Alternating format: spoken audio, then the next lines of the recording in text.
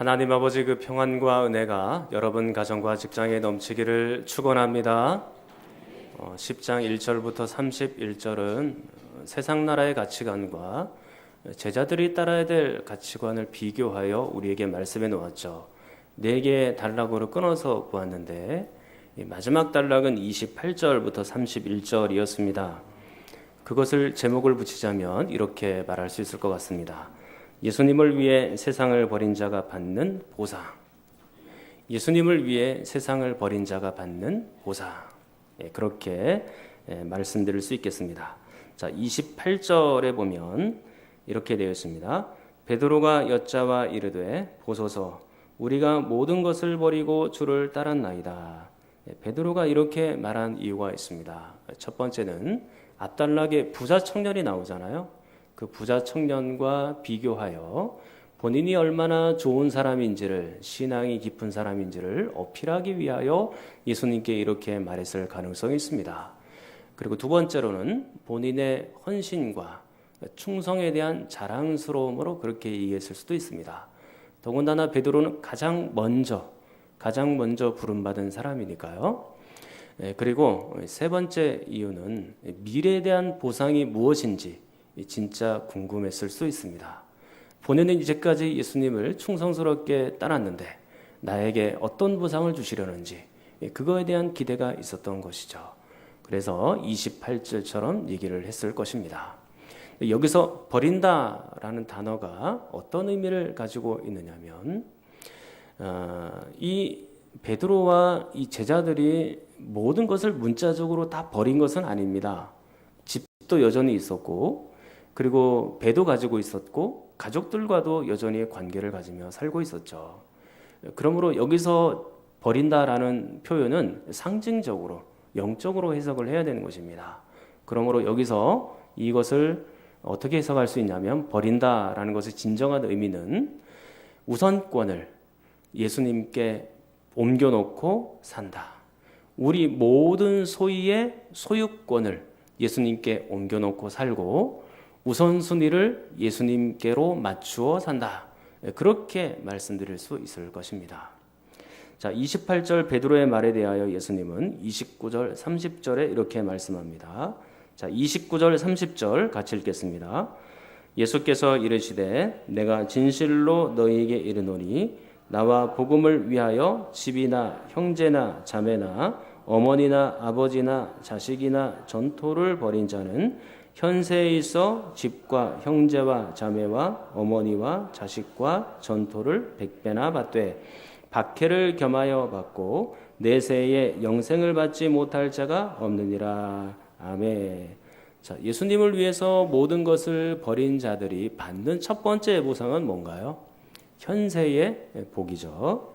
자, 지금 집과 형제와 자매와 어머니와 자식과 전토를 100배나 받는다라고 되어 있습니다. 이것은 문자적으로 해석하면 안 되고 상징적으로 해석해야 된다 그랬죠. 집이나 전토는 100배를 받을 수 있지만 어머니나 형제자매나 자식은 실제적으로 육신적으로 100배를 거두기는 굉장히 어려운 거 아닙니까? 불가능한 것이죠. 그럼에도 불구하고 이 말씀이 우리에게 영적으로 깊이 다가오는 것은 교회 안에 오고 하나님의 가족이 되면 영적인 가족들, 영적인 식구들은 100배 이상 거두는 것입니다. 교회에 오면 어머니들이 100배 이상 있으시고 형제, 자매들이 100배 이상 있는 것이죠. 영적인 자녀들이고 우리는 그리스도 안에서 한 가족이고 한 식구로 그렇게 살아가고 있는 것입니다. 그러므로 이것을 영적으로 해석할 수 있는 것이죠. 자, 그런데 이 현세복 안에 30절 가만히 보시면 박해가 포함되어 있죠. 형통과 좋은 일만 복이 아니에요. 우리에게 박해도 복이 됩니다. 왜냐하면 우리의 믿음이 깊어지고 우리의 하늘 상급이 하나하나 쌓여가고 있기 때문에 그 박해조차도 우리에게는 현세의 복이 되는 것입니다. 자, 두 번째 받는 보상은 무엇입니까? 내세의 복이죠. 그것은 무엇입니까? 영생을 받는다. 그렇게 됐습니다. 영원한 생명. 이 영원한 생명은 이미 현세에서부터 시작이 된 거예요. 그러나 우리의 생명이 끝나고 죽음에 이르게 되면 그 영생이 더 깊어지고 더 넓어지게 되는 것이죠. 사랑하는 여러분, 우리가 현세의 복에 너무 치중한 나머지 내세의 복, 영생의 복에는 조금 소홀하게 생각할 수 있습니다. 오늘 이 베드로 역시 현세의 복에 조금 더 치우쳐 있는 그런 모습을 볼 수 있지 않습니까? 그렇기 때문에 예수님께서 31절 이렇게 말씀을 하시는 겁니다. 같이 읽겠습니다. 그러나 먼저 된 자로서 나중되고 나중된 자로서 먼저 될 자가 많으니라. 아멘. 자, 뭔가 자랑스러움과 현세에 대한 보상을 기대하면서 예수님께 나아갔을 때 예수님께서는 아니야. 네가 먼저 부름받았다고 해서 네가 반드시 가장 높은 자리에 오를 수 있는 것은 아니다. 너도 꼴찌 될 수 있어. 너 겸손해야 돼. 너 정말로 낮아져야 돼. 너가 특권의식을 가지면 안 돼. 그런 의미가 지금 여기에 녹아져 있는 것이죠.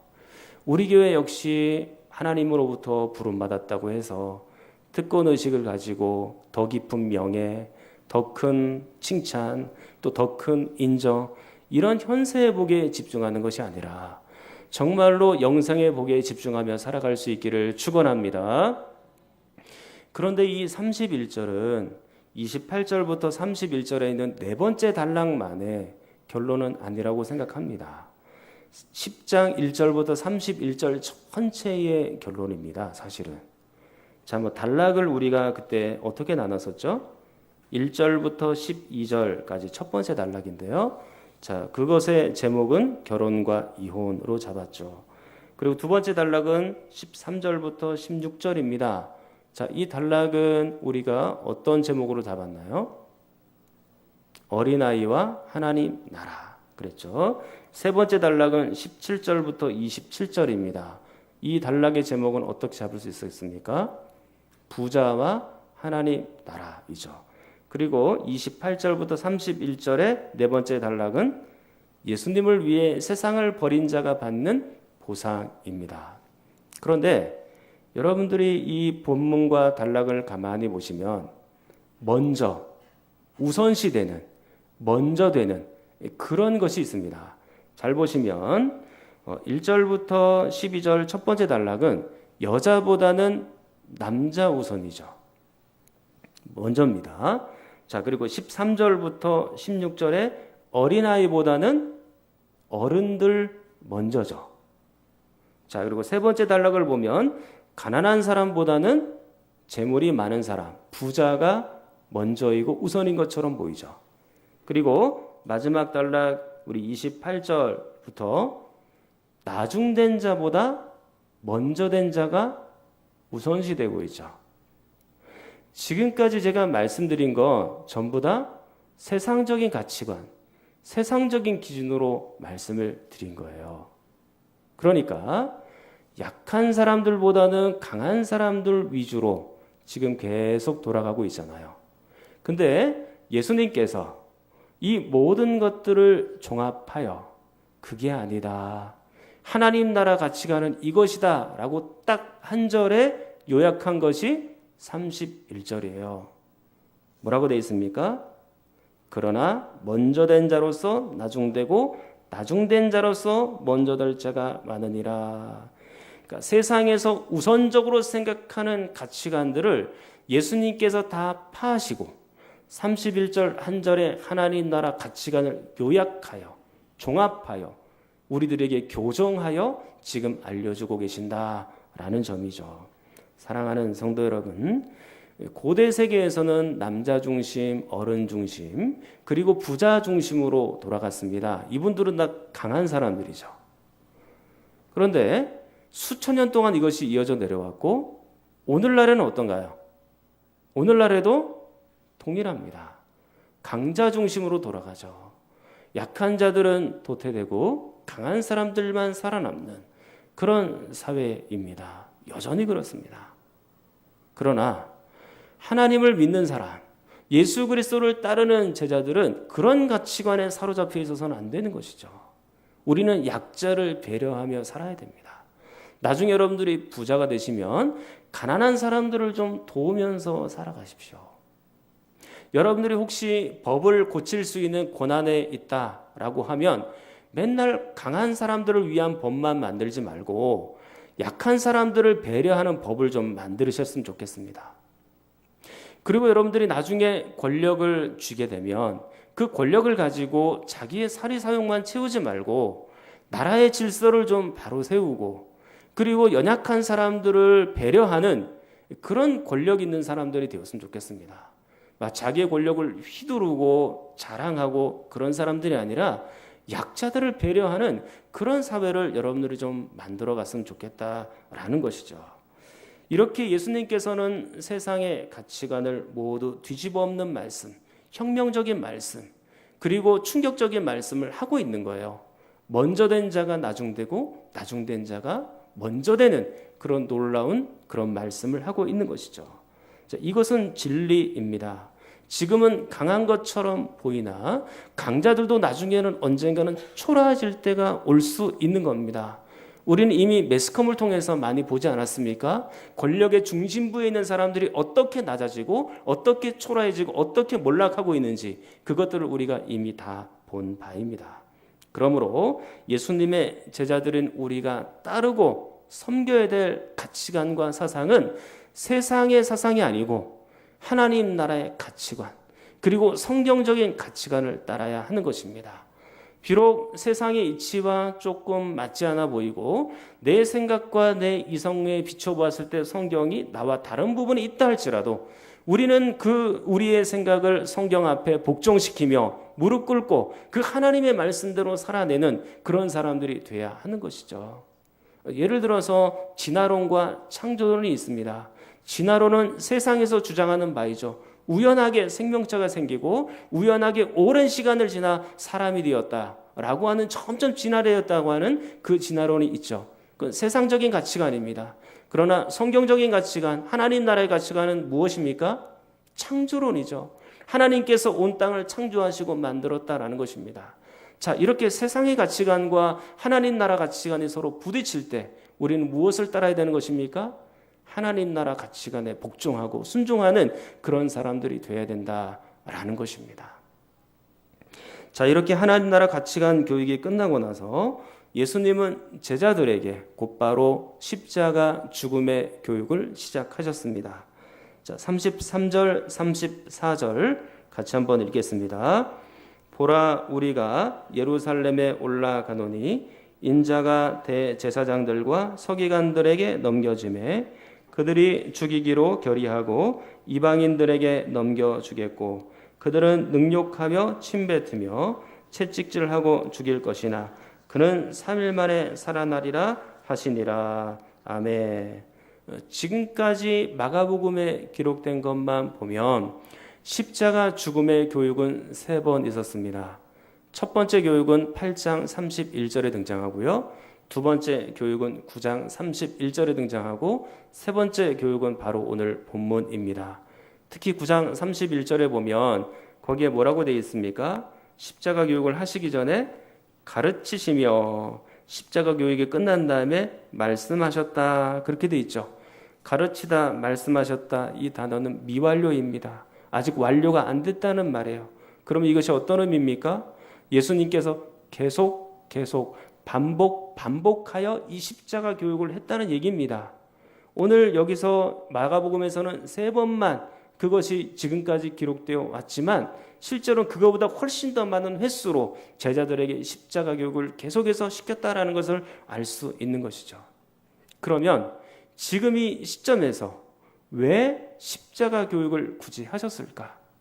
세상의 가치관과 하나님 나라 가치관을 비교하여 4개의 일화를 통해서 우리에게 가르쳐 주신 이후에 바로 십자가 교육을 하셨잖아요. 왜 그랬을까요? 세상의 가치관과 하나님 나라 가치관이 대부분 충돌하고 있고 예수님이 그것들을 하나하나 교정해 주시기 시작했습니다. 그렇게 하고 난 직후에 바로 십자가 교육을 하신 거거든요. 왜 그랬을까요? 우연히 그랬을까요? 우연히 그랬다고 보는 것이 매우 어려운 것이 평행 본문이 있습니다. 마태복음 20장, 누가복음 18장 나중에 가서 보시면 똑같은 그런 평행 본문이 나옵니다. 거기 평행 본문에 보시면 그 문맥과 위치에 오늘 이 십자가 교육을 똑같이 거기에 딱 놓았습니다. 그러니까 하나님 나라 가치관을 쭉 설명하시고 그 다음에 바로 십자가 교육을 한 것이죠. 마태복음, 마가복음, 누가복음이 동일하게 그렇게 되어 있습니다. 그렇다면 왜 이렇게 세상의 가치관과 하나님 나라 가치관을 비교한 이후에 이렇게 십자가 교육을 바로 하셨을까? 그 이유가 뭘까요? 한번 따라하겠습니다. 십자가 정신은 하나님 나라 가치관의 최고 정점입니다. 그렇습니다. 십자가 정신은 하나님 나라 가치관에 있어서 최고의 정점이기 때문에 우리에게 그 십자가 교육을 들려주고 있는 것입니다. 제자들이 받을 수 있는 최고의 교육, 그건 십자가 교육이죠. 그리고 이제까지 제자들을 훈련시켜왔던 그 모든 교육을 아우르는 교육, 그것도 바로 십자가 교육입니다. 그리고 세상의 가치관을 이길 수 있는 교육, 그것도 역시 십자가 교육이죠. 그 십자가 정신은 이 세상에서 하나님 나라 가치관을 심는 것에 있어서 유일한 길이기도 한 겁니다. 그렇다면 우리는 하나님 나라 가치관이 회복되어야 하는 것인데 하나님 나라 가치관이 회복되어야 되는 영역이 몇 가지가 있습니다. 그 첫 번째 영역은 바로 세상이죠. 여러분들은 하나님 나라 가치관을 이 세상에 심기를 원하십니까? 그렇다면 여러분들은 자기를 부인하셔야 됩니다. 나 자신을 낮추어야 하고 겸손하게 살아야 되고 나 자신을 죽여야 되는 것입니다. 그게 바로 십자가의 정신인 것이죠. 여러분들이 자기 주장을 많이 하고 펄펄 그렇게 살아있으면 자신의 정력대로 세상에서 그렇게 살아간다면 세상을 하나님 나라로 바꾸기에는 매우 어려운 것입니다.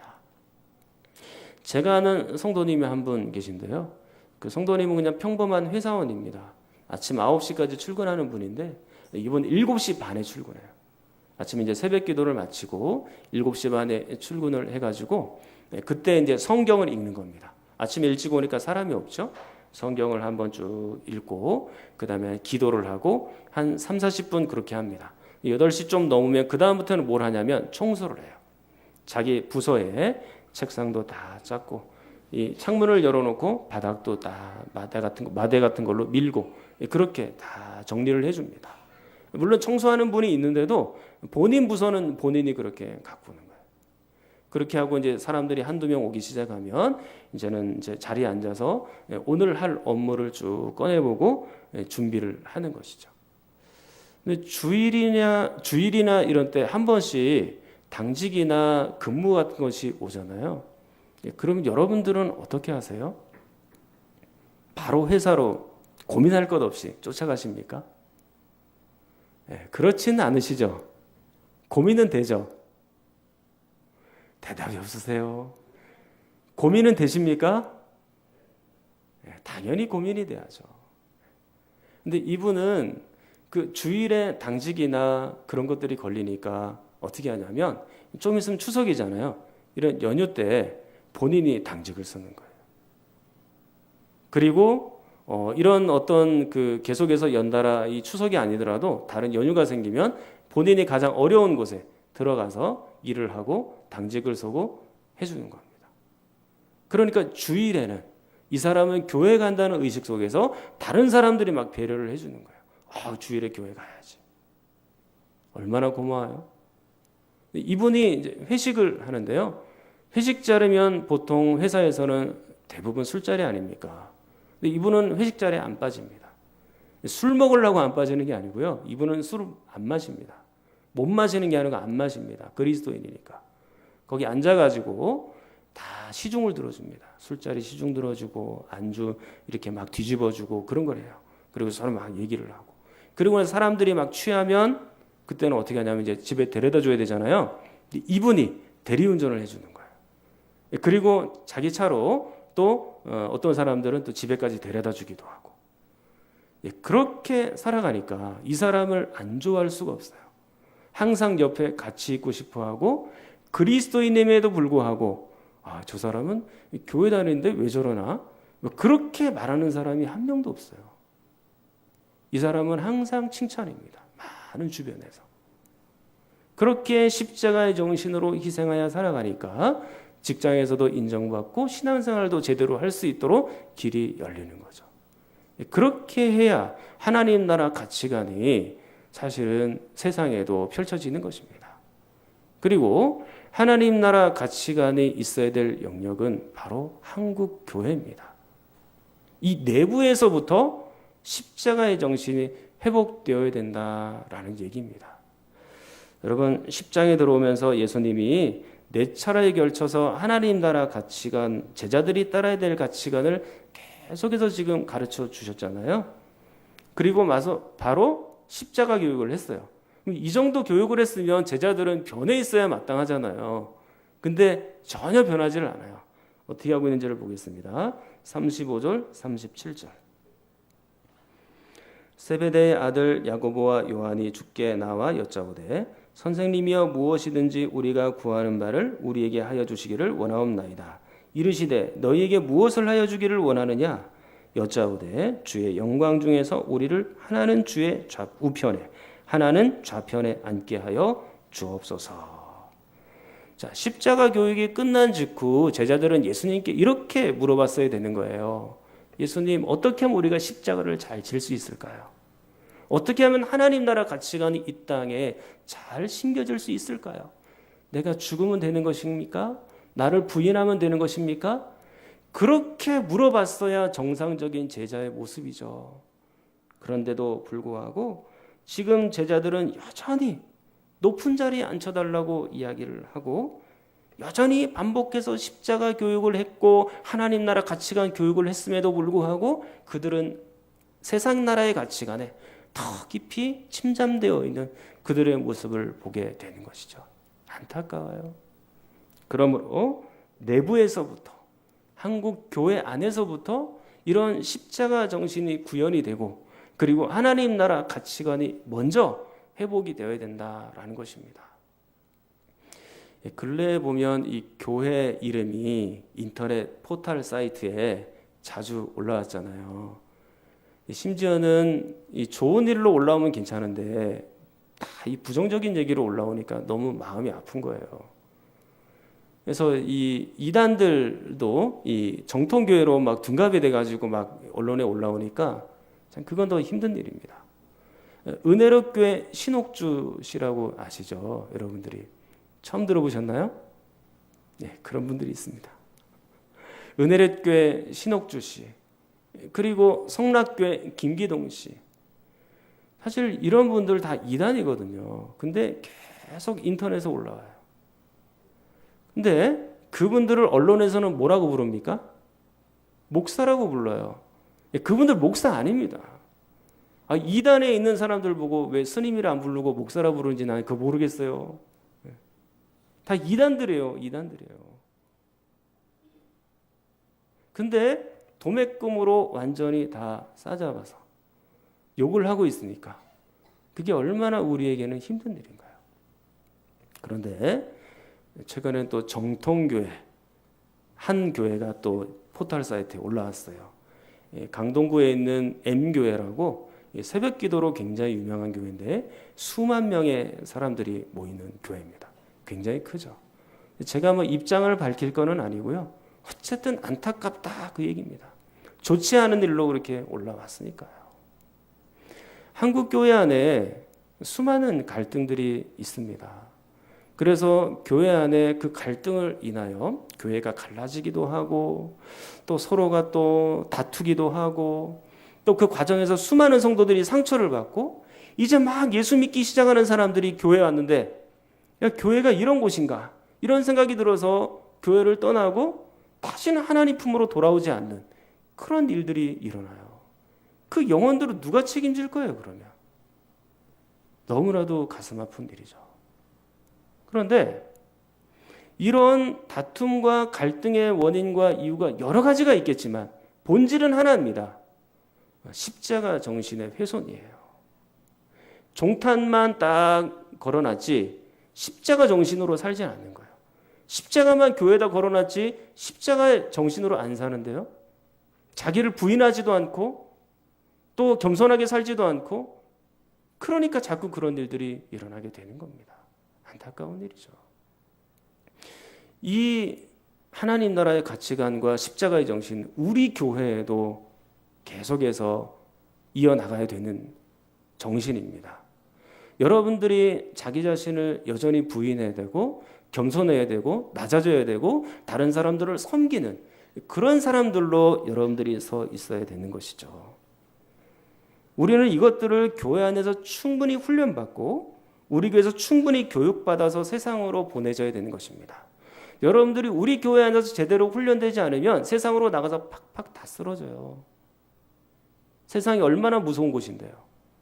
이 안에서 훈련 받아야 밖으로 나가서도 그대로 살 수 있는 것이죠. 특히 하나님 말씀의 훈련이 우리에게 있어야 되는 것입니다. 여러분들이 이곳에서 하나님 말씀의 훈련이 안 되어 있는데 세상에서 하나님 말씀으로 살아간다. 그거는 상상하기 힘든 일입니다. 교회 안에서도 십자가 정신으로 못 사는데 밖에 나가서 세상에서 십자가 정신으로 살아간다. 그거는 진짜 상상하기 어려운 일이에요. 그러므로 교회 안에서 먼저 이런 훈련들이 이루어져야 되는 것이에요. 특별히 하나님의 말씀을 읽고 듣고 이 말씀대로 살아내고 이 하나님의 말씀대로 훈련받고 그렇게 훈련받아서 세상으로 파송이 되어야 그곳에서 하나님 나라 가치관을 심으면서 그렇게 살아갈 수 있는 것이죠. 여러분, 저는 권투를 잘 모릅니다만 이 복싱 선수들 있잖아요. 근데 복싱 선수들 보면 새벽에 일찍 일어나서 수킬로를 막 뛰어가잖아요. 열심히 뛰어가지고 자기 체육관으로 들어가서 스트레칭을 쫙 하고 줄넘기를 하고 그다음에 원투 계속 연습을 하는, 샌드백도 두들기고 지겹도록 원투만 합니다. 또 그리고 그 다음날 아침 일어나서 또 어떻게 합니까? 또 수킬로를 뛰어다니고 체육관에 와서 다시 스트레칭하고 줄넘기 넘고 또 원투 그리고 그 다음날 아침에 일어나가지고 수킬로를 뛰어가고 다시 체육관으로 와서 줄넘기를 넘고 스트레칭을 하고 그 다음에 원투 계속 그것만 반복해요. 지겹죠. 그러나 그렇게 해서 링에 올라가는 겁니다.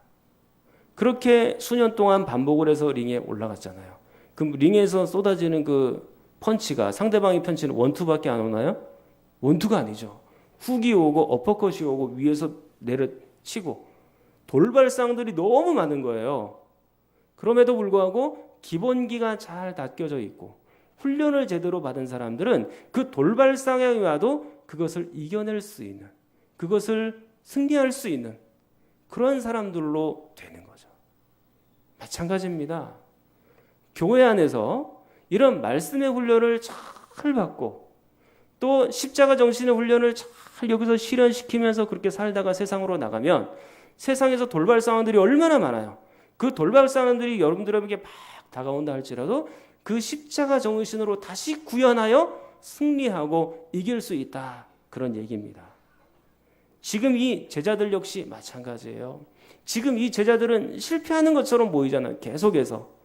뭔가 가르쳐 놨는데 또 실패하고 또 넘어지고 제자로서 계속 넘어지는 삶을 보이는 것처럼 보입니다. 그런데 부활하신 예수님을 만나고 그리고 성령 하나님을 만난 이후에 제자들은 완전히 변했죠. 그들은 진짜 예수님의 십자가를 질 수 있는 그런 사람이 되었습니다. 그 이유가 뭘까요? 그 원동력이 뭘까요?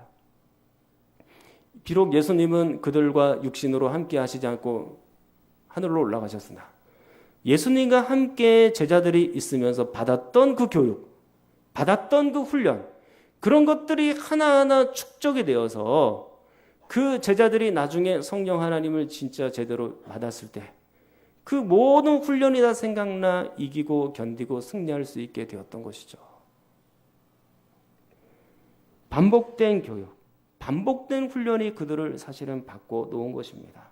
실패하고 또 넘어지고 실패하고 또 넘어지고 그렇게 했지만 그렇게 하는 가운데서도 예수님은 포기하지 않고 계속해서 교육하고 훈련받고 가르치고 그 제자들 역시 계속해서 그렇게 해서 마침내 완성된 제자들이 되었던 것이죠. 훈련받지 않으면 다 넘어집니다. 십자가 정신의 훈련이 우리 교회에서 계속해서 이루어져야 되는 것입니다. 요한복음 14장 26절 이렇게 말씀합니다. 보혜사 곧 아버지께서 내 이름으로 보내실 성령 그가 너희에게 모든 것을 가르치고 내가 너희에게 말한 모든 것을 생각나게 하리라. 아멘. 그 십자가 훈련과 교육이 지금은 매우 지루해 보이지만 예수님이 하늘로 승천하셨을 때 성령께서 그 모든 일들을 다 생각나게 하시고 그 교육과 훈련을 다 생각나게 하셔서 충분히 너는 이 땅 위에서 하나님 나라를 심으며 살 수 있는 그런 사람이 된다. 예수님께서 지금 직접 하신 말씀입니다. 이제 말씀을 정리하도록 하겠습니다. 세상의 가치관과 하나님 나라 가치관이 충돌할 때 우리는 어떻게 해야 됩니까? 하나님 나라 가치관을 따르는 사람이 되어야 됩니다. 그리고 그것으로 인하여 많은 훈련을 받아야 됩니다. 그 훈련의 정점에 뭐가 있는 거예요? 십자가 정신이 있는 것입니다. 그 십자가 정신, 자기를 부인하고 낮아지고 겸손해지고 서로를 섬기는 그 정신이 우리에게 있어야 하는 것이죠. 사랑하는 여러분, 이 말씀의 훈련이 여러분들을 살리는 줄 믿습니다. 이 말씀의 훈련이 여러분들을 살리는 줄 믿습니다. 저는 그 말씀의 능력을 믿습니다. 지금은 이 훈련이 단단해 보이고 고돼 보이고 어렵게 느껴질 수 있지만 그것이 여러분들을 살리는 것이죠. 그 훈련과 교육들이 우리 가운데서 계속 축적이 되면 돌발 상황을 만나고 또 여러 가지 어려운 상황을 만났다 할지라도 무의식 중에 그 훈련과 교육이 우리의 행동으로 탁 나타나서 우린 다시 하나님의 말씀과 가치관으로 살아갈 수 있게 되는 것이죠. 이 훈련이 우리 교회 가운데 잘 이루어져서 십자가 정신과 하나님 나라 가치관이 이 땅에 편만하게 펼쳐지는 놀라운 역사가 있기를 축복합니다. 우리 한번 통성으로 기도하겠습니다. 하나님 아버지, 우리가 이 십자가 죽음의 정신을 잘 새기게 하여 주옵소서. 내 영혼에, 내 생각에, 내 삶과 행동에 가득 채워서 더욱 바르고 또 바르게 훈련받게 하시고 세상에서도 하나님 나라의 가치관을 실천하며 살 수 있도록 도와주옵소서. 그저 세상의 가치관에 똑같이 물들어 살지 않게 하시고 이 십자가 정신으로 살아가도록 몸부림치며 살게 하여 주옵소서. 우리 성경 전원이가 몸이 아픈 분들을 위해서 함께 기도합니다.